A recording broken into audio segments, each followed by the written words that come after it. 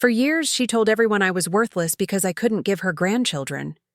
Now her own grandchildren were about to be taken by CPS, and I was the only one who could save them. But after everything she'd done to me, why would I? I'd love to know which corner of the globe you're watching from. And if this story speaks to you, make sure to subscribe. Tomorrow's video is one you absolutely can't miss. The first time Patricia Hendricks called me Barren was at a family barbecue in the summer of 2015. My husband Daniel and I had been married for 3 years, and the question everyone kept asking was becoming unbearable. So, when are you two going to have kids? I remember standing by the grill flipping burgers when Patricia cornered me near the cooler. Her voice was loud enough for the neighboring tables to hear. You know, Amelia, my son deserves a real family, a woman who can actually give him children. The chatter around us died. Daniel's sister Rebecca looked away uncomfortably. His father Frank pretended to be very interested in his potato salad. I felt my face burning, but I kept my composure. We're trying, Patricia, I said quietly, hoping to end the conversation. She laughed, a sharp, bitter sound. Trying? You've been married 3 years. If it hasn't happened by now, maybe the problem is you. She leaned closer, her breath smelling of wine. My Daniel could have married anyone. That Morgan girl from his college was beautiful, fertile too. She already has 3 kids with her husband. I excused myself and went inside, locking myself in the bathroom. Through the window, I could hear Patricia continuing her commentary to the other guests. I'm just saying what everyone's thinking. What good is a wife who can't even do the one thing women are supposed to do? That was just the beginning. Over the next 5 years, Patricia's comments became a regular feature of family gatherings. At Thanksgiving 2016, she seated me at the children's table, since you don't understand what it's like to raise them anyway. At Christmas 2017, she bought Daniel a photo album titled Future Memories and told him he'd need to find someone else to fill it with. At Easter 2018, she announced to everyone that she'd looked into annulment procedures for Daniel. The medical reality was complicated. Daniel and I had been through 3 rounds of IVF, 2 miscarriages, and countless doctor appointments. We'd spent over $60,000 trying to have a child. The doctors couldn't pinpoint exactly what was wrong. It was a combination of factors affecting both of us. But Patricia didn't care about medical nuance. In her mind, I was the problem, and she made sure everyone knew it. Daniel tried to defend me at first. Mom, that's enough, he'd say. But Patricia would pivot, making herself the victim. Oh, so now I can't even express concern for my own son's happiness. I'm just a terrible mother, is that it? Eventually, Daniel's defenses weakened. The constant pressure from his mother, combined with his own disappointment about not having children, created a growing distance between us. By 2019, he'd stopped correcting his mother's comments altogether. The worst incident happened at Daniel's younger sister Vanessa's baby shower in March 2020, right before the pandemic changed everything. Vanessa was pregnant with her 2nd child, and Patricia had organized an elaborate celebration at the Riverside Country Club. I'd spent weeks finding the perfect gift, a handmade quilt with Vanessa's children's names embroidered on it. When I arrived, Patricia took one look at me and announced to the room, well, at least someone in this family knows how to be a proper woman and mother. Vanessa looked mortified. Mom, what? I'm just stating facts. Patricia turned to the other guests, holding court like she always did. My poor Daniel is married to a woman who can't give him children. Do you know what that does to a man? To know his family line ends with him? I set the gift down on the table and walked out. I sat in my car in the parking lot for 20 minutes, crying so hard I couldn't see straight. When I finally drove home, I made a decision. I was done with the Hendricks family gatherings. Daniel was furious when he found out I'd left. Not at his mother, at me. You embarrassed me, he said that night. Everyone was asking where you went. Your mother humiliated me in front of 50 people, Daniel. She's just frustrated. She wants grandchildren. Is that so wrong? She has grandchildren, I shouted. Vanessa has 2, but apparently they don't count because they didn't come from you. We didn't speak for 3 days after that fight. The pandemic gave me a reprieve from family gatherings, but Patricia found other ways to make her opinions known. She'd call Daniel weekly, asking if he'd thought about his options. She sent him articles about divorce lawyers. She even had her sister reach out to me on Facebook to suggest I do the right thing and set Daniel free. In August 2021, Daniel came home from a solo visit to his parents' house and told me he wanted a separation. "I need time to think about what I want," he said, avoiding my eyes. "Your mother told you to do this." "My mother has nothing to do with this. Daniel, we've been together for 9 years. Don't lie to me now."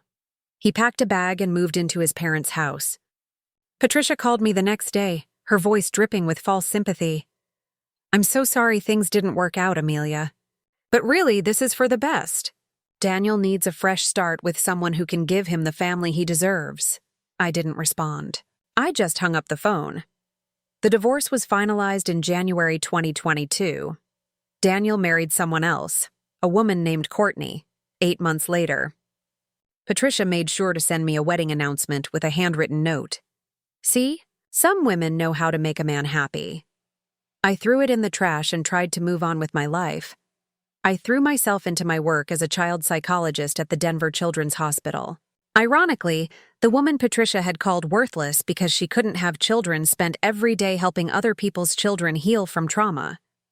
I found purpose in my work, and slowly, the wounds from my marriage and divorce began to scar over. By 2023, I rarely thought about the Hendricks family. I'd heard through mutual acquaintances that Vanessa had gotten divorced and was struggling, but it wasn't my problem anymore. Patricia had gotten what she wanted. Daniel remarried to a fertile woman. They could all live happily ever after without the barren woman dragging them down. I had no idea that in just a few months, everything would change, and the woman who'd spent years destroying me would end up needing me more than anyone else in the world. June 14th, 2024. I remember the date because it was exactly 1 week after my 38th birthday, which I'd celebrated quietly with my colleagues at a small Italian restaurant in downtown Denver. I was finally in a good place. I'd been seeing someone casually, a teacher named Marcus who made me laugh and didn't come with toxic family baggage. Life felt manageable again. The call came at 11:47 p.m. on a Friday night. I almost didn't answer. Unknown number, late at night, usually spam. But something made me pick up. "Amelia Brown?" The voice was official, clipped. "Yes? This is Officer Jennifer Walsh with the Colorado State Police. I'm calling about an incident involving Vanessa Hendricks and Thomas Chen. Are you familiar with these individuals?" My stomach dropped. Vanessa was Daniel's sister. Thomas was her boyfriend, the man she'd been dating for about a year after her divorce. Yes. Vanessa is my ex-sister-in-law. What happened? There's been a fatal car accident on Highway 25 near Castle Rock. Both Ms. Hendricks and Mr. Chen were killed on impact. I'm calling because you're listed as an emergency contact for Ms. Hendricks' children. The room spun. I sat down hard on my couch. I'm listed as what? Emergency contact. For Sophie Hendricks, age 7, and Lucas Hendricks, age 5. You're listed as the secondary contact after the paternal grandmother, Patricia Hendricks. We've been unable to reach Mrs. Hendricks. Her phone appears to be disconnected. The children are currently with Child Protective Services at Lutheran Medical Center. We need someone to pick them up within the next 12 hours, or they'll be placed in emergency foster care. I couldn't breathe. Vanessa was dead. 2 kids I'd barely seen in the past 3 years were sitting in a hospital with strangers, their whole world shattered. Why am I listed? I asked. I haven't even spoken to Vanessa in over 2 years. There was a pause. According to the documentation we found in Ms. Hendricks' apartment, she updated her emergency contacts 6 months ago. There's a notarized letter explaining her wishes. I can't discuss the contents over the phone, but it's with the CPS caseworker. The children need someone, Ms. Brown. Can you come to the hospital? I should have said no. These weren't my kids. This wasn't my family anymore. Patricia had made it crystal clear that I wasn't welcome in their lives. But all I could think about was 2 terrified children who'd just lost their mother. I'll be there in 20 minutes. A lot of love and effort went into bringing this story to life. If you're enjoying it, we'd be so grateful if you'd subscribe to our channel. Now, back to where we left off. The drive to the hospital was a blur. I kept thinking about the last time I'd seen Sophie and Lucas. It must have been at that disastrous baby shower in 2020. Sophie would have been 3, Lucas barely 1. I didn't really know them. Why would Vanessa list me as an emergency contact? At the hospital, a tired-looking woman in her 50s met me in the pediatric wing waiting area. She introduced herself as Margaret Reeves, the CPS caseworker on call. "Thank you for coming so quickly," she said. "The children are sleeping right now, but we need to discuss the situation." She handed me a folder. Inside was a letter, dated December 2023 in Vanessa's handwriting. "To whom it may concern, if you're reading this, something has happened to me. I need to explain why I've listed Amelia Brown as the secondary guardian for my children. My mother, Patricia Hendricks, is not capable of raising Sophie and Lucas. She's controlling, emotionally abusive, and I don't trust her to put my children's well-being above her own ego. I spent my entire childhood trying to please her and never measuring up. I won't subject my kids to that. My brother Daniel would be the obvious choice, but he's completely under our mother's influence. He won't stand up to her. Whatever she wants, he does. Amelia is different. She endured years of my mother's cruelty and never fought back with cruelty of her own. She always took the high road. She's a child psychologist. She understands trauma and how to help kids heal. More importantly, she has the strength to say no to my mother, which my children will desperately need. I know I haven't been kind to Amelia. I stood by while my mother tore her apart. I was a coward, and I'm ashamed of that. But I've watched how she's rebuilt her life, and I know she's the kind of person I want influencing my children. If she's willing, I'm asking Amelia to be their guardian. Not Patricia. Never Patricia, please, Amelia. I know I have no right to ask this of you. But they're innocent in all of this. They deserve better than the Hendricks family dysfunction. Vanessa, my hands were shaking when I finished reading. I don't understand. She barely knew me. Margaret gave me a sympathetic look. Sometimes people see us more clearly than we think. The letter was updated 6 months ago, which means she'd been thinking about this for a while. She also left a will naming you as guardian, pending your acceptance and a home study evaluation. What about Patricia? Or Daniel? We tried calling Patricia Hendricks multiple times. Her phone has been disconnected for 3 months, according to the service provider. We managed to reach Daniel Hendricks about 2 hours ago. What did he say? Margaret's expression hardened. He said, and I quote, "I can't take them. My wife is pregnant and we can't handle 2 more kids right now. Call my mother." When we explained we couldn't reach his mother, he gave us an old address in Boulder. We sent officers to the residence. It's been foreclosed. The neighbors said Patricia moved out 8 months ago and no one knows where she went. I felt sick. So Daniel just abandoned them? He said he'd try to visit when things settled down, but he couldn't take custody. Which brings us back to you, Ms. Brown. You're the only viable option listed. If you decline, Sophie and Lucas will enter the foster care system tonight. I thought about my quiet apartment, my carefully rebuilt life, my tentative relationship with Marcus. Taking on 2 traumatized children would destroy all of that. It would mean sacrifice, chaos, sleepless nights, and financial strain. But then I thought about 7-year-old Sophie and 5-year-old Lucas, waking up in a strange place, asking for their mommy who would never come back. "Can I see them?" I asked. Margaret led me to a small room where 2 children were curled up together on a hospital bed, a nurse sitting nearby. Sophie had Vanessa's dark hair and Daniel's nose. Lucas had lighter hair and freckles scattered across his cheeks. They looked so small, so vulnerable. Sophie's eyes fluttered open. She looked at me with confusion. "Are you the foster lady?" she whispered. My heart cracked open. "No, sweetheart. I'm Amelia. I was married to your Uncle Daniel a long time ago. Your mom asked me to take care of you. Where's Grandma Pat? How do you explain to a 7-year-old that her grandmother has disappeared? That her uncle doesn't want her? We're still trying to find her," I said gently. But until we do, would it be okay if you and Lucas came to stay with me? Sophie looked at her sleeping brother, then back at me. Will you make us leave? Never, I heard myself say. I promise.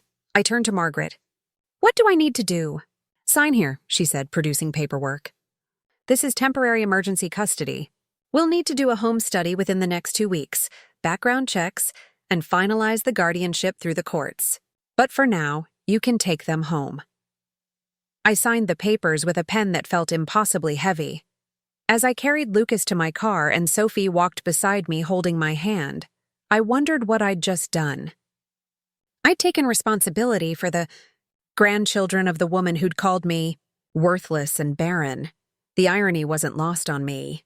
What I didn't know yet was that Patricia wasn't just missing, she was in trouble. And when she eventually resurfaced, she'd have very strong opinions about who should be raising her grandchildren. The first night with Sophie and Lucas was the longest of my life. My 2-bedroom apartment suddenly felt impossibly small. I gave them my bedroom and took the couch, but neither child would sleep alone. Sophie had a panic attack around 2 a.m., hyperventilating and calling for her mother. Lucas woke up screaming from a nightmare about the crash. Even though he hadn't been there, his mind was filling in the terrible blanks. I ended up lying between them on my bed, Sophie clutching my left hand and Lucas pressed against my right side, both of them crying until exhaustion finally pulled them under. I didn't sleep at all. The next morning, I called my supervisor at the hospital and explained the situation. Dr. Helena Marsh had been my mentor for 6 years, and she didn't hesitate. Take the family leave, she said immediately. We'll manage your caseload. Those kids need you right now. I don't know what I'm doing, Helena. I work with traumatized children, but I've never actually parented one. You know more than you think. Trust your training and your heart. You've got this, Amelia. The following days were a crash course in instant motherhood. I enrolled Sophie in a summer day program at the local community center and found a daycare that could take Lucas on short notice. I bought car seats, children's clothes, toothbrushes in fun colors, and more groceries than I'd purchased in the past month combined. My credit card took a beating, but I didn't care. What broke my heart was how unnaturally well-behaved they were. Sophie made her bed every morning with military precision. Lucas apologized constantly, for spilling water, for asking questions, for existing. At dinner, they ate everything on their plates without complaint, even vegetables they clearly hated. On the 4th night, Sophie asked in a small voice, "Are we being good enough to stay?" I put down my fork and knelt beside her chair. "Sophie, you don't have to earn your place here. This is your home now. You can spill things, make messes, even get mad at me. You're not going anywhere." She started crying, deep, gasping sobs that she'd been holding back for days. Lucas joined in, and we all ended up in a pile on the kitchen floor, just holding each other. That night, something shifted. They started acting like actual kids, arguing over toys, leaving trails of destruction in the living room, testing boundaries. It was exhausting and beautiful at the same time. The home study happened on June 28th. A different caseworker, a man named Robert Chen, spent 3 hours inspecting my apartment, interviewing me, and observing my interactions with Sophie and Lucas. He checked my financial records, employment history, and ran background checks. "The apartment is small," he noted, "but adequate. You'll need to find a 3-bedroom place if this becomes permanent." "I'm already looking," I assured him. I'd spent every evening scrolling through rental listings, trying to find something I could afford on my salary. "The children seem bonded to you. That's a good sign." He watched as Lucas showed me a drawing he'd made, a picture of the 3 of us holding hands under a rainbow. "Ms. Brown, I have to ask, are you prepared for what comes next? The legal battle? The trauma therapy? The long-term commitment?" "No," I said honestly. "I'm terrified. But those kids have already lost too much. I won't be another person who abandons them." He nodded slowly. "I'm recommending approval for extended custody. We'll schedule a court hearing for permanent guardianship in 8 weeks. After he left, I called Marcus. We'd been dating for 4 months, nothing serious. but I owed him an explanation for why I'd essentially vanished from his life. Amelia. I've been worried. You haven't returned my calls. I know. I'm sorry. Something happened. I explained everything. The accident, the children, the guardianship. There was a long pause. So, you're raising 2 kids now? Yes, another pause. That's a lot. I don't know if I'm ready for that kind of responsibility. I'm not asking you to be, I said gently. I'm just explaining why things have changed. Maybe we should take a break. Until you figure things out. I wasn't surprised, but it still stung. Sure, take care of yourself, Marcus. After hanging up, I felt oddly relieved. My life had room for only one priority right now, and it wasn't a relationship with a man who needed to think about whether traumatized children were worth his time. Sophie appeared in the doorway, her stuffed elephant tucked under her arm. Was that your boyfriend? Sort of, not anymore. Because of us? I pulled her onto my lap. No, honey. Because he wasn't the right person. The right people don't make you choose. She nestled against me. I'm glad you chose us. Every single time, I whispered.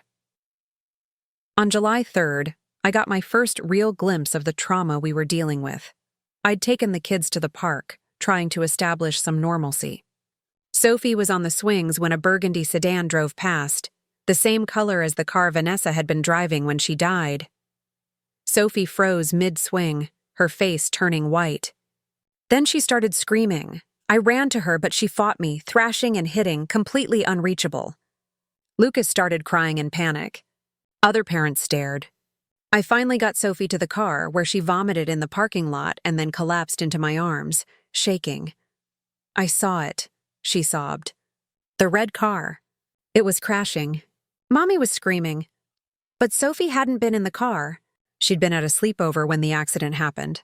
I called Dr. Rachel Kim, a colleague who specialized in childhood trauma, that evening. It's PTSD, Rachel confirmed after I described the episode. Her brain is creating images to make sense of the loss. I can start seeing her twice a week. Lucas, too. He's young, but he'll need support. Therapy appointments, home studies, work leave, parenting. I was drowning in responsibilities. But every time I thought about giving up, I'd find Lucas's drawings tucked into my purse. Or Sophie would fall asleep holding my hand, and I'd remember why I was doing this. The call from Daniel came on July 10th. Amelia. It's Daniel. I hadn't heard his voice in over 2 years. It sounded exactly the same. Weak, uncertain. What do you want? I heard you have Sophie and Lucas. You gave them to CPS and told them to call your mother. Yes, I have them. I didn't give them away. Courtney's pregnancy is high risk, and we just couldn't. I don't want to hear it, Daniel. Look, I'm calling because I found Mom. Everything stopped. You found Patricia? Yeah, she's in Arizona, Scottsdale. She's been living with her sister Carol for the past year. Why didn't she answer when CPS called about the kids? She changed her number. Had some financial problems and needed a fresh start. She doesn't even know about Vanessa yet. My blood ran cold. You haven't told your mother that her daughter is dead? I wanted to do it in person, but I can't afford to fly out right now. I was thinking you could call her. Give her the news and let her know about the kids. The audacity left me speechless. You want me to tell your mother that Vanessa is dead? You're good with difficult conversations. You're a therapist. No. Amelia, no, Daniel. You tell your mother. You deal with this. And when Patricia finds out that her grandchildren are with the barren, worthless woman she spent years tormenting, that's on you. Not me. I hung up before he could respond, but I knew the truth. Patricia would find out eventually. And when she did, she'd come for those children. The only question was whether I'd be strong enough to fight her. Patricia arrived in Denver on July 18th, exactly 5 weeks after Vanessa's death. I'd just picked up the kids from their therapy sessions when my phone rang. Unknown Arizona number. Against my better judgment, I answered. Amelia Brown. Her voice was like ice water down my spine. I hear you have my grandchildren. I pulled the car over into a grocery store parking lot, my hands suddenly unsteady. Sophie looked up from her coloring book in the back seat. Patricia. Daniel finally decided to tell me about Vanessa. 5 weeks, Amelia. My daughter has been dead for 5 weeks and nobody bothered to inform me. Your phone was disconnected. CPS tried to reach you the night it happened. So you just swooped in and took my grandchildren? Like some kind of vulture? I glanced at the rearview mirror. Sophie was watching me intently, reading my body language the way traumatized children learn to do. This isn't a conversation to have on the phone, I said quietly, especially not in front of the kids. Fine. I'm flying in tomorrow. We'll meet at Daniel's house at 2 p.m. Bring Sophie and Lucas. No. Silence. Patricia wasn't used to being told no. Excuse me? I'm not bringing them to Daniel's house. If you want to meet, we'll do it at a neutral location. There's a family counseling center on Alameda Avenue. They have supervised visitation rooms. Supervised? I'm their grandmother. You're a stranger to them right now.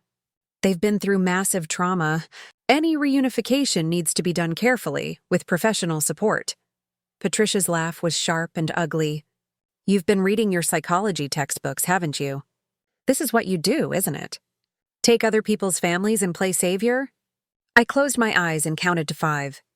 Tomorrow at 2 p.m., Alameda Family Center. I'll text you the address. I hung up before she could argue. That night, I sat Sophie and Lucas down for a difficult conversation. Do you remember Grandma Patricia? I asked gently. Sophie's face scrunched up. The mean one? She wasn't always kind, I admitted. But she's your mommy's mom, and she just found out about the accident. She's very sad, and she wants to see you. Lucas, who rarely spoke about anything difficult, surprised me. Will she take us away? My throat tightened. Nobody's taking you anywhere. But she's family, and she has the right to visit. We're going to meet her tomorrow in a safe place with other grown-ups around to make sure everything's okay. Do we have to go? Sophie asked. Yes, but I'll be right there the whole time. I promise. The Alameda Family Center was a cheerful building designed to feel unthreatening, with bright murals and comfortable furniture. The supervised visitation coordinator, a woman named Janet, met us in the lobby. I've explained the protocol to Mrs. Hendricks, Janet said. 1-hour visit with me present. No discussion of custody arrangements in front of the children. Patricia was already in the visitation room when we entered. She'd aged since I'd last seen her. New lines around her eyes, gray streaking through her dyed blonde hair. She wore an expensive-looking pantsuit that seemed out of place in the playroom setting. Her eyes locked on Sophie and Lucas, and for a moment, genuine grief crossed her face. Oh, my babies, she breathed. Come give Grandma a hug. Neither child moved. They pressed closer to my sides. Patricia's expression hardened. They don't remember me? It's been over a year since they've seen you, I said carefully. And they're processing a lot right now. Because their mother kept them from me. Patricia's voice turned bitter. Vanessa and I had our differences, but I never thought she'd poison my own grandchildren against me. Sophie whispered something to me. I bent down. What is it, honey? She made Mommy cry at Christmas. I heard them fighting. Patricia caught the exchange. What lies is she telling you about me? Janet stepped in smoothly. Mrs. Hendricks, perhaps we could start with a simple activity? There are puzzles and games over here. The hour was excruciating. Patricia made stilted attempts at conversation that the children barely responded to. She brought expensive gifts, an iPad for Sophie, a remote control car for Lucas, that felt like bribes. When Lucas accidentally knocked over a cup of juice, he immediately began apologizing and crying, and Patricia's response was to say, Well, you need to be more careful. I saw red, but kept my voice calm. He's 5, Patricia. Accidents happen. I raised 2 children. I know how to handle spills. Did you? The words slipped out before I could stop them. Because Vanessa's letter suggested otherwise. Patricia's face flushed. What letter? Janet intervened. Let's keep our focus on the children, please. When the hour ended, Sophie and Lucas practically ran to me. Patricia noticed, and something ugly flickered across her face. I'd like to schedule another visit, she told Janet. Tomorrow, if possible. We can do 3 visits per week, Janet said, checking her calendar. How long are you in Denver? As long as it takes? Patricia turned to me. We need to talk, privately. We stepped into a conference room while Janet stayed with the kids. The moment the door closed, Patricia's carefully controlled demeanor shattered. I want custody of my grandchildren. No. You don't get to decide that. I'm their blood relative. You're nobody. I'm their legal guardian. Vanessa named me in her will. Patricia's eyes narrowed. Vanessa was unstable. Everyone knew it. She was depressed, making poor decisions, dating that Chinese man, letting her life fall apart. A court will never honor a will written by someone in that mental state. Thomas Chen was a good man, I said through gritted teeth, and Vanessa was in perfect mental health when she drafted those documents. They were notarized and witnessed. We'll see what my lawyer says. Patricia grabbed her purse. You think you've won something here? You think playing house with my grandchildren makes you their mother? I've never tried to replace Vanessa. No, you're just using them to get revenge on me. Punishing me for the truth I told you years ago, that you're a failure as a woman. The words should have hurt. 2 years ago, they would have destroyed me. But I'd been sleeping on a couch for 5 weeks, attending endless therapy sessions, learning to braid hair and pack school lunches and check for monsters under the bed. I'd earned something Patricia never had, the unconditional trust of those children. Your truth, I said quietly, was cruelty disguised as honesty. And Sophie and Lucas deserve better than growing up thinking love comes with conditions. How dare you? This conversation is over. You can see the children 3 times a week, supervised, until the guardianship hearing. After that, the court will decide. I walked out, my legs shaking but my head held high. In the lobby, Sophie looked up at me with worried eyes. Is Grandma going to take us? I knelt down and took both children's hands. I will fight with everything I have to keep you safe. Do you believe me? Yes, Sophie whispered. Lucas just wrapped his arms around my neck and held on tight. On the drive home, I called my lawyer, a family law attorney named Sandra Reeves that Dr. Kim had recommended. I explained the situation, Patricia's threats, Vanessa's will, the supervised visits. This is going to get ugly, Sandra warned. Grandparents have rights in Colorado, especially when parents are deceased. Patricia can petition for custody, and judges often favor blood relatives. But Vanessa explicitly said she didn't want Patricia raising them, which will help. But you need to be prepared for a real fight. Character witnesses, documentation of the children's adjustment with you, expert testimony about their trauma.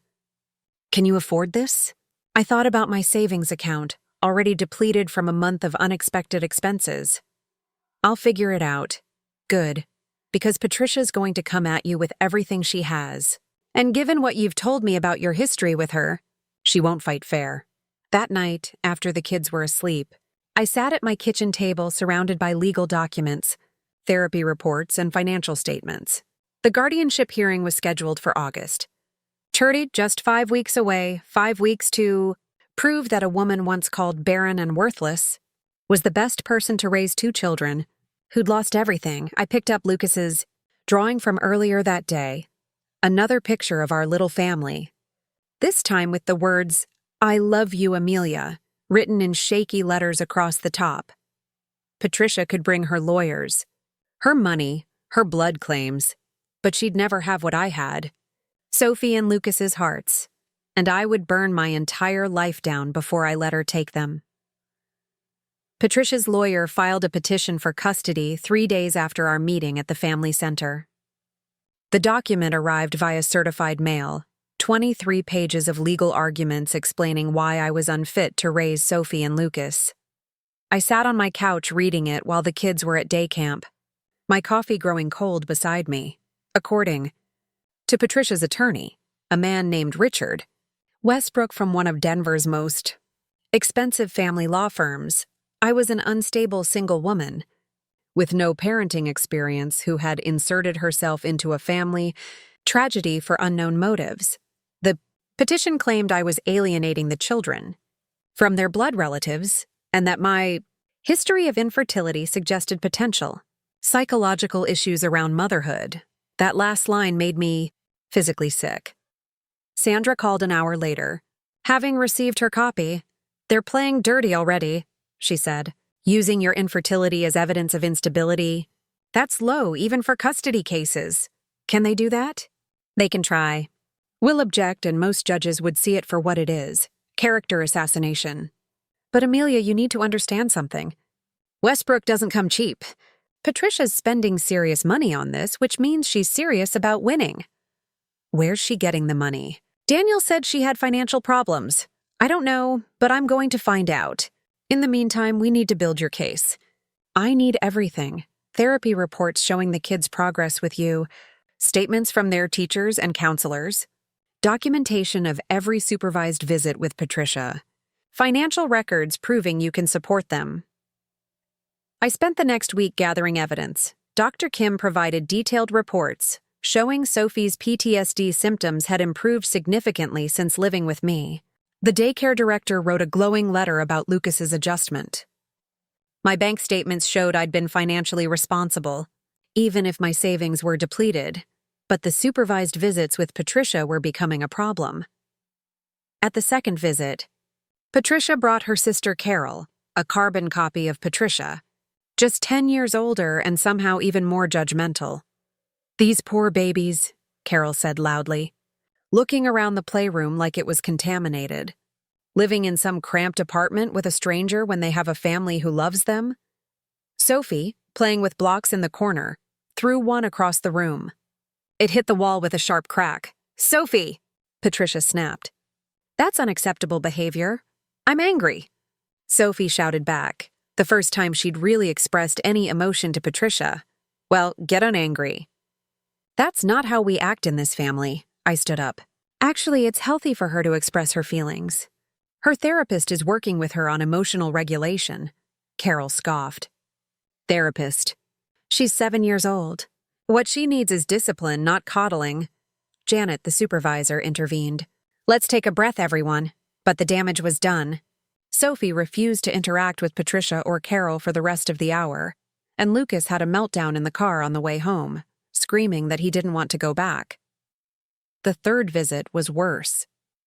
Patricia brought presents again: a designer dress for Sophie that was completely impractical, and an expensive gaming system for Lucas that I couldn't afford games for. When I gently suggested more modest gifts, Patricia smiled coldly. "I'm sorry my generosity is inconvenient for you. I suppose you'd prefer the children have nothing?" "I'd prefer gifts that match their actual interests instead of showing off how much money you can spend. At least I can spend money on them. How's that government salary treating you, Amelia? Still living paycheck to paycheck?" The visits were documented by Janet, who was supposed to be neutral, but whose reports would matter in court. I had to stay calm, professional, unflappable, even when Patricia was clearly trying to provoke me. On July 30th, something shifted. I came home from grocery shopping to find a strange car parked outside my apartment building. As I unloaded bags, a woman approached, mid-40s, professional attire, carrying a briefcase. "Amelia Brown?" "Yes, I'm Diane Morrison, court-appointed investigator. I'm conducting a home evaluation as part of the custody proceedings. Is now a good time?" My heart sank. Sandra had warned me this would happen, but I'd expected more notice. "The kids are at camp until 4 p.m. I can show you around." Diane spent 2 hours examining every inch of my apartment. She measured the bedrooms, checked the refrigerator, inspected the fire extinguishers, and reviewed my lease agreement. She asked invasive questions about my daily routine, my support system, my plans if the children got sick. "Your living situation is temporary," she noted.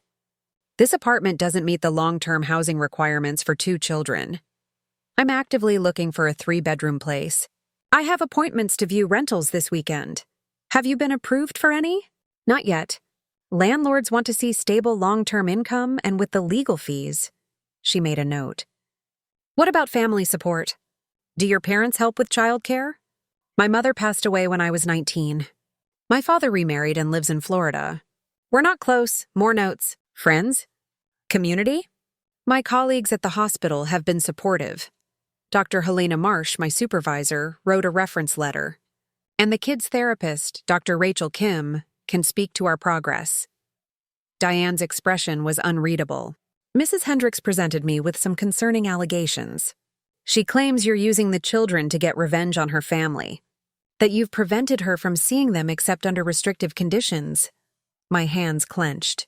That's not true. The supervised visits were recommended by CPS because the children didn't know her and were dealing with severe trauma. I've never missed a scheduled visit. She also says you've spoken negatively about her to the children.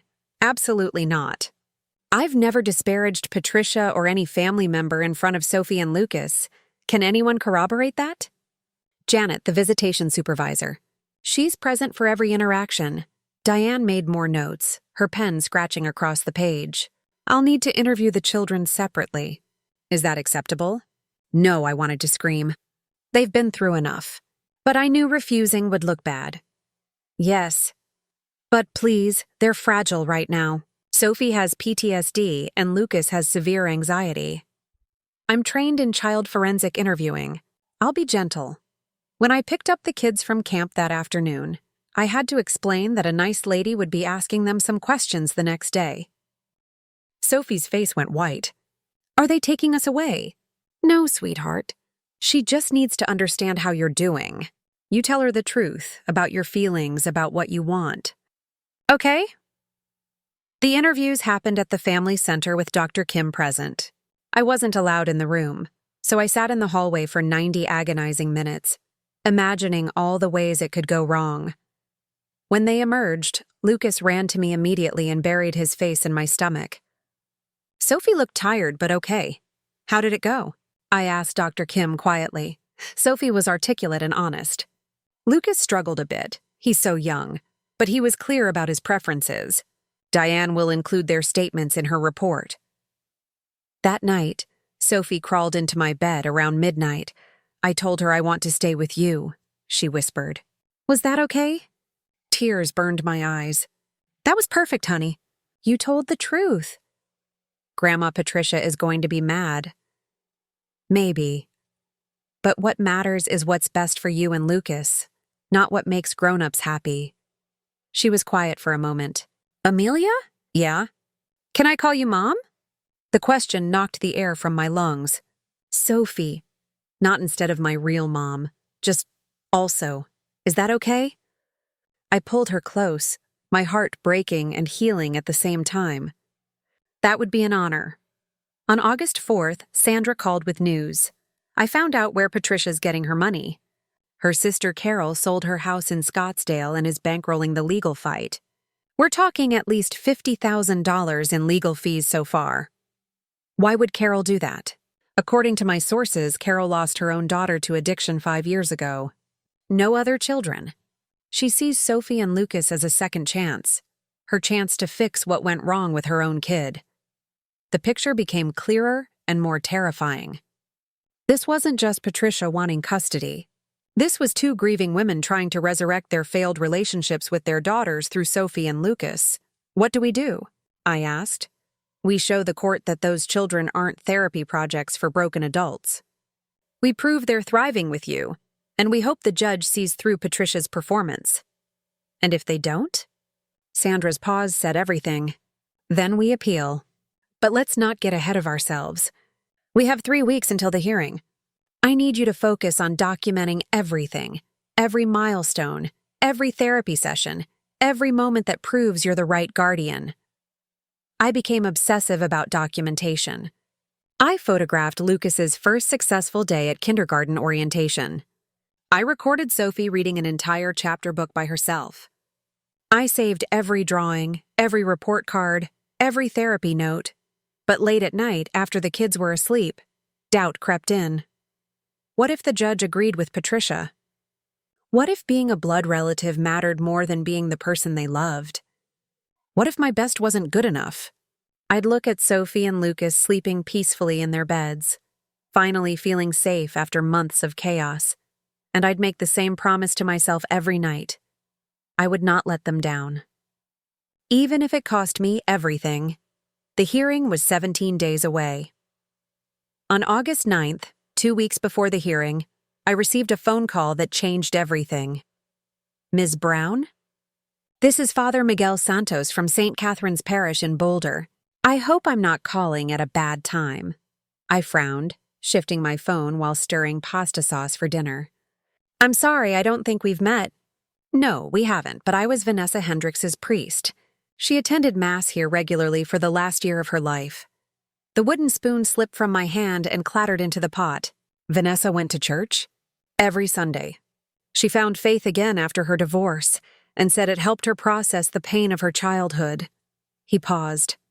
She talked about you quite a bit, actually. About me? She felt tremendous guilt about how her family treated you.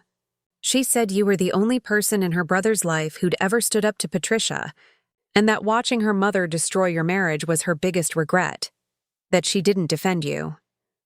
I had to sit down. The Vanessa I remembered had barely acknowledged my existence at family gatherings, let alone thought about defending me. Father, why are you calling? Because Vanessa came to me 8 months before she died. She'd just updated her will and was struggling with the decision. She wanted someone outside the family to understand her reasoning, in case it was ever questioned. My pulse quickened. What did she tell you? That her mother was emotionally abusive. That she'd watched Patricia systematically destroy people who didn't meet her standards, including you. Vanessa was terrified of Sophie and Lucas growing up with that same toxicity. He cleared his throat. She recorded our conversation. With my permission, of course. She wanted documentation of her mental state and reasoning, in case Patricia ever tried to claim she was unstable when she wrote the will. I nearly dropped the phone. There's a recording? Yes. Vanessa left it in a safe deposit box with instructions for the bank to release it to her attorney if anything happened to her. I just received a call from that attorney, a Mr. James Liu, asking if I'd be willing to testify about Vanessa's state of mind. He gave me your lawyer's information. Father Santos, would you really testify? Vanessa was very clear about her wishes. If I can help honor them, I will. I've already contacted your attorney, Ms. Reeves. I believe she's working to get the recording admitted as evidence. After we hung up, I immediately called Sandra. I know, she said before I could speak. Father Santos just sent me the recording. Amelia, this is huge. Vanessa explicitly states that Patricia was controlling and emotionally damaging, and she details specific incidents. This directly counters Patricia's claim that Vanessa was mentally unstable. Can we use it in court? I'm filing a motion now. Westbrook will fight it, but judges generally allow evidence that speaks to the deceased's intentions, especially in guardianship cases. For the first time in weeks, I felt a glimmer of hope. The next day brought another surprise. I was at the park with Sophie and Lucas when a woman approached me. Early 30s, athletic build, warm smile. Amelia Brown? I'm sorry to bother you. I'm Jennifer Caldwell. I was Vanessa's neighbor at the Riverside Apartments. Oh, hi. I instinctively moved closer to the kids who were on the swings. I heard about the custody battle. I wanted you to know. Vanessa talked about you. A lot. Everyone keeps saying that, but I barely knew her. Jennifer sat on the bench beside me. That's what made it so powerful. She'd watched you from a distance, saw how you handled Patricia's abuse, how you rebuilt your life after the divorce. She told me once that you were the strongest person she'd ever known because you never became cruel in response to cruelty. My eyes burned. I don't feel strong. Well, Vanessa thought you were, and she wasn't the only one who noticed Patricia's behavior. Jennifer pulled out her phone. There were 3 other families in our apartment complex who witnessed Patricia's visits with Vanessa. She'd show up unannounced, criticize everything, make Vanessa cry. One time, she told Sophie right in front of all of us that she was getting chubby and needed to eat less. Sophie was 6. Anger flared in my chest. She said that to a child? Multiple people heard it. And we're all willing to testify about what we saw, how controlling Patricia was, how much stress she caused Vanessa. She handed me a piece of paper with names and phone numbers. Give this to your lawyer. We want to help. I stared at the list. 5 names, 5 people I'd never met who were willing to stand up for children they barely knew. Why would you do this? I whispered, because Vanessa was kind. She babysat my daughter when I had emergencies, never asking for anything in return. She deserved better than Patricia gave her, and her kids deserve better too. Jennifer stood. You're fighting for them. That makes you family in the ways that actually matter. Sandra was ecstatic when I sent her the list. Character witnesses who can establish Patricia's pattern of behavior? This is exactly what we need. Westbrook's entire strategy is painting Patricia as a loving grandmother wrongfully kept from her family. These witnesses blow that narrative apart. But Patricia wasn't done fighting. On August 12th, Daniel showed up at my door. I hadn't seen him in person since our divorce was finalized, and the sight of him standing in my hallway made my stomach turn. What do you want? Can I come in, please? Against my better judgment, I let him inside but left the door open. The kids were at therapy, thankfully. I heard about the custody case, he said, not meeting my eyes. Mom's been calling me constantly. Let me guess, she wants you to testify against me. She wants me to file for custody myself. The room tilted. What? She said if I petition for custody as their uncle, the court would favor me over you. Then I could just let her raise them while I'm the legal guardian on paper. That's insane. You literally said you couldn't handle 2 more kids. I know. He finally looked at me, and I saw something I'd never seen before. Shame. Courtney's furious. She told me if I even consider it, she's leaving me. The baby's due in 6 weeks, and she said she won't raise our child with a man who abandoned his sister's kids. Good for Courtney. Amelia, I'm not going to do it. I'm not filing for custody. He ran his hand through his hair. I came to tell you that I'll testify for you if you need me to. I laughed bitterly. You'll testify for me? After everything? I know I don't deserve your trust. I was weak. I let Mom control me my entire life, and it cost me my marriage. It cost Vanessa her childhood. Now it's cost her kids their mother, and I'll be damned if I let Mom poison Sophie and Lucas too. Why now, Daniel? Why suddenly grow a spine?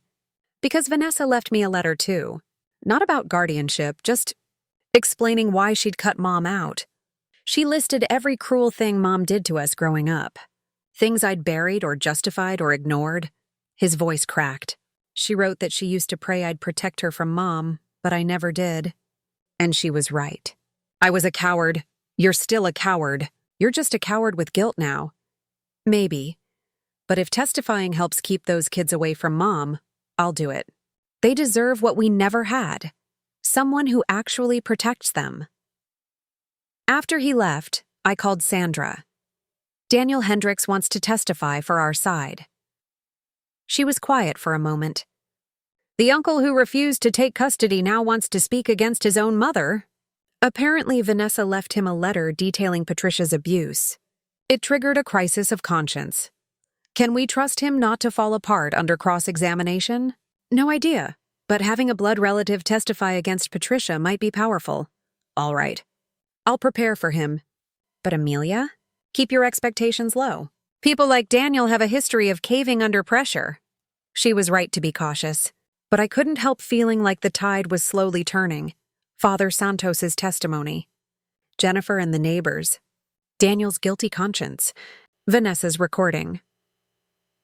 Piece by piece, the truth about Patricia was coming to light. On August 15th, 1 week before the hearing, I took Sophie and Lucas to visit Vanessa's grave for the first time. We brought flowers, sunflowers, which Sophie said were her mom's favorite. Sophie knelt by the headstone, tracing her mother's name with small fingers. I miss you, Mommy, she whispered. But Amelia takes good care of us. I think you'd like that. Lucas placed his flower carefully on the ground. We're okay, Mama. Don't worry. As I watched them grieve, I made a silent promise to Vanessa. I won't let you down. Your children will know they're loved.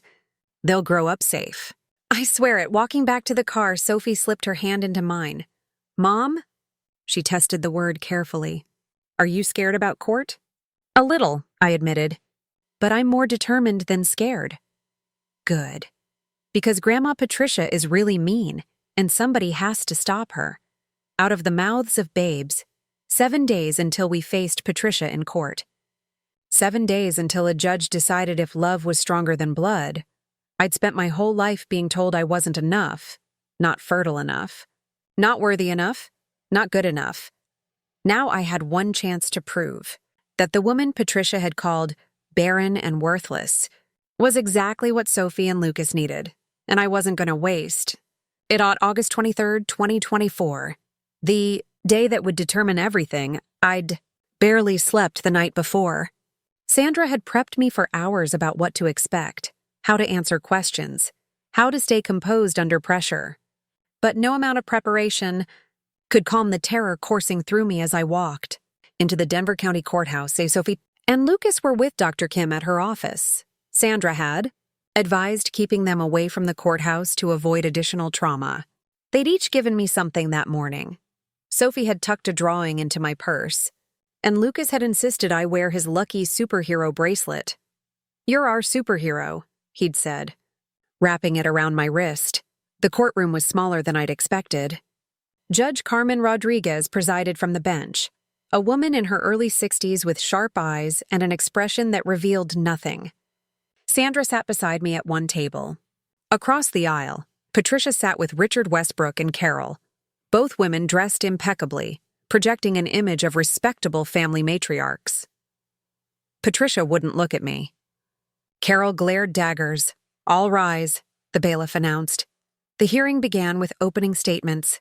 Westbrook painted Patricia as a devoted grandmother, cruelly separated from her grandchildren by a woman with questionable motives and no biological connection to the family. He emphasized Patricia's years of child-rearing experience, her financial stability, and her natural right as a blood relative.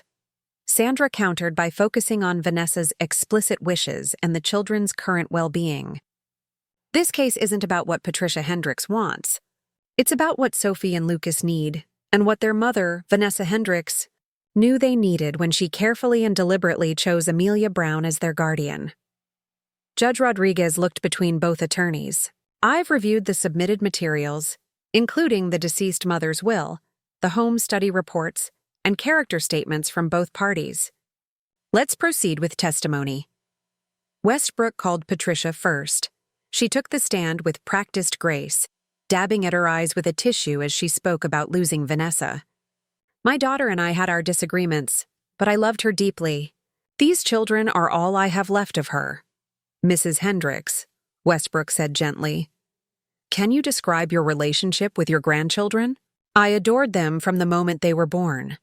I was there when Sophie took her first steps, when Lucas said his first word. I've always been involved in their lives. That was a lie. Vanessa's neighbors had documented that Patricia rarely visited, and when she did, the encounters were brief and tense." "And Ms. Brown?" Westbrook continued. "What's your history with her?" "Amelia was married to my son for several years. The marriage ended when it became clear they couldn't have children. It was difficult for everyone." "Did you maintain a relationship with Ms. Brown after the divorce?" "No. She chose to distance herself from the family." I gripped the edge of the table. Sandra placed a calming hand on my arm. "Mrs. Hendricks, are you concerned about the children's welfare with Ms. Brown?" "Very concerned. She has no parenting experience, no family support system, and frankly, I question her motives. She swooped in during a tragedy and convinced the children to depend on her. It feels predatory." Sandra stood. "Objection? Speculation and character assassination." "Sustained," Judge Rodriguez said. "Mr. Westbrook, stick to facts, but the damage was done. Patricia had painted me as a manipulative outsider. Sandra's cross-examination was surgical. Mrs. Hendricks, you claim to have been very involved in your grandchildren's lives. How many times did you see them in the year before Vanessa's death?" Patricia hesitated. It was difficult. I was living in Arizona. How many times?" "Twice, maybe 3 times." "And during those visits, did Vanessa seem happy to see you?" "We had our differences, but yes or no, Mrs. Hendricks? Not always." Sandra pulled out a document. "I'm showing you a text message exchange between you and Vanessa from December 2023. Can you read the highlighted portion?" Patricia's face tightened. "Please stop coming here unannounced. You upset the children and make everything harder. I need space." "That doesn't sound like a daughter who wanted you involved in her children's lives. She was going through a difficult time.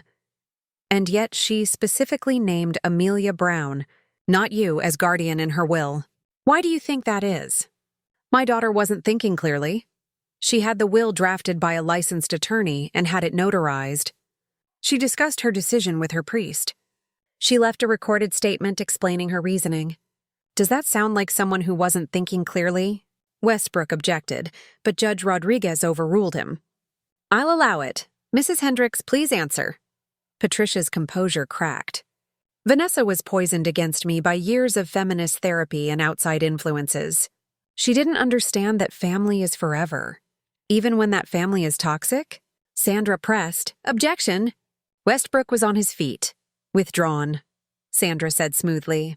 No further questions? Next, Westbrook called Carol to the stand.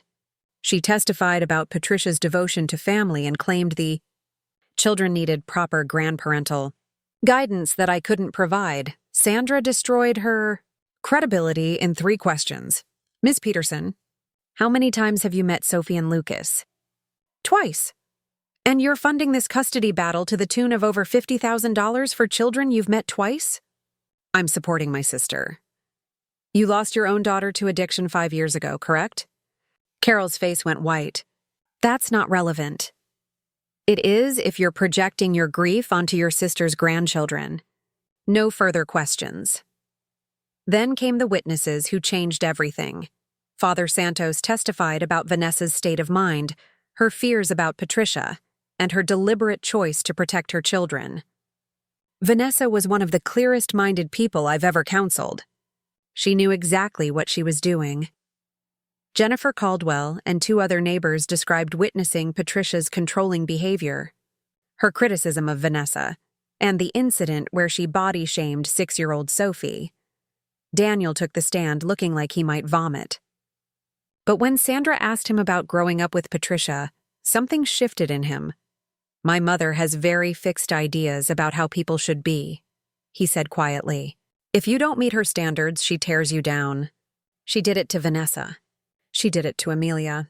And I stood by and let it happen because I was too weak to stop her. Do you believe your mother should have custody of Sophie and Lucas? No. They need someone who won't make them feel worthless if they're not perfect. They need Amelia. Patricia stood up. How dare you, Mrs. Hendricks? Sit down, Judge Rodriguez ordered sharply. But the most powerful testimony came from Dr. Rachel Kim. I've been treating Sophie and Lucas since they came into Ms. Brown's care. Both children arrived with severe trauma, PTSD, anxiety, attachment issues. In 10 weeks with Amelia, I've seen remarkable progress. They're sleeping better, communicating their feelings, and beginning to process their grief in healthy ways. And if they were removed from Ms. Brown's care, Sandra asked, it would be devastating. They've formed a secure attachment to her. Disrupting that now would cause significant psychological harm and likely regression. Finally, Sandra called me to the stand. I walked up on shaking legs, aware of every eye in the courtroom on me. Sandra started gently. Tell us about the first night with Sophie and Lucas. I described their fear, their nightmares, the way they'd clung to me. I talked about learning to braid Sophie's hair through YouTube tutorials, about discovering Lucas's love for dinosaurs, about the small moments that had transformed us into a family. Ms. Brown, why did you agree to take these children when you could have walked away? Because they needed someone. And because Vanessa trusted me with the most important thing in her life. I couldn't let her down. Do you love Sophie and Lucas? My voice broke. More than anything in this world. Then Westbrook stood for cross-examination, and I braced myself. Ms. Brown, you spent years trying to have children with my client's son, correct? Yes. Multiple rounds of expensive fertility treatments? Yes. And now, conveniently, you have children. Children that come with a legal connection to the family that rejected you. Isn't this really about revenge? I met his eyes steadily. If I wanted revenge on Patricia Hendricks, I would have let her take those children. Let her damage them the way she damaged Vanessa and Daniel. But I didn't want revenge. I wanted to protect 2 innocent kids from growing up thinking they have to be perfect to be loved. You're not their mother. No. But I'm the person who rocks them through nightmares. Who celebrates their small victories. Who loves them unconditionally? Something Patricia has never done for anyone in her life. Westbrook tried to shake me, but I'd spent 10 weeks learning to be strong for Sophie and Lucas. I wasn't the same woman Patricia had once made cry at family barbecues. Finally, Judge Rodriguez spoke. I'd like to interview the children in chambers. Briefly and age-appropriately. 30 minutes later, Sophie and Lucas were brought in. Judge Rodriguez spoke with them privately for 20 minutes, while we all waited in agonizing silence. When we returned to the courtroom, the judge's expression was thoughtful. I've considered all testimony and evidence presented today. This is a difficult case involving grief, family dysfunction, and 2 children who've experienced profound loss. My heart hammered against my ribs. However, my primary concern is the welfare of Sophie and Lucas Hendricks. The evidence shows they have bonded significantly with Ms. Brown. They've made therapeutic progress in her care. Most importantly, their deceased mother made her wishes explicitly clear through multiple legal channels. Patricia gripped the table, her knuckles white. Mrs. Hendricks, I don't doubt your love for your grandchildren, but love isn't enough when it comes with conditions and control.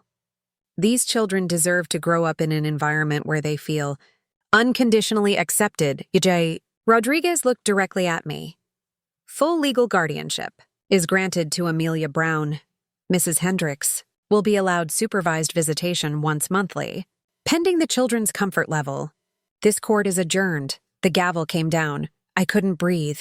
Sandra was hugging me, saying something I couldn't hear over the ringing in my ears. Patricia stood abruptly, her face twisted with fury. This is a travesty. Those are my grandchildren. Judge Rodriguez's voice cut through the courtroom.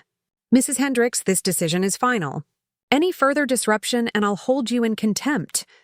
Patricia stormed out, Carol following. Daniel approached me hesitantly. Thank you, he said quietly, for being better than all of us. I just nodded, too overwhelmed to speak. Outside the courthouse, Dr. Kim was waiting with Sophie and Lucas. The moment they saw me, they ran. Did we win? Sophie asked breathlessly. I dropped to my knees and pulled them both close. Yes, baby, we won. You're staying with me? Forever. Lucas started crying happy tears. Sophie squeezed me so tight I could barely breathe. I told you that you were our superhero, Lucas whispered. 3 months later, we moved into a 3-bedroom house with a backyard. Sophie started 3rd grade and joined the school choir. Lucas made friends at kindergarten and developed an obsession with space that covered our refrigerator in crayon drawings of planets. Patricia sent a birthday card to each child, impersonal, generic. The supervised visits happened twice before she stopped showing up. According to Daniel, she'd moved back to Arizona permanently. Carol had cut her off financially after the trial. I didn't gloat. I just felt sad for all the relationships Patricia had destroyed with her inability to love people as they were. One evening, as I tucked Sophie into bed, she looked up at me with serious eyes. Mom? Are you happy? Every single day, I said honestly. Even though we're not really yours? I brushed hair from her forehead. You are really mine. Maybe not by biology, but by choice. And that's even more powerful. She smiled and closed her eyes. Love you, Mom. Love you too, sweetheart.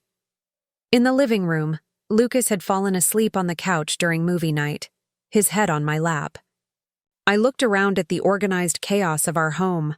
Backpacks by the door, artwork covering the walls, dinosaur toys scattered everywhere.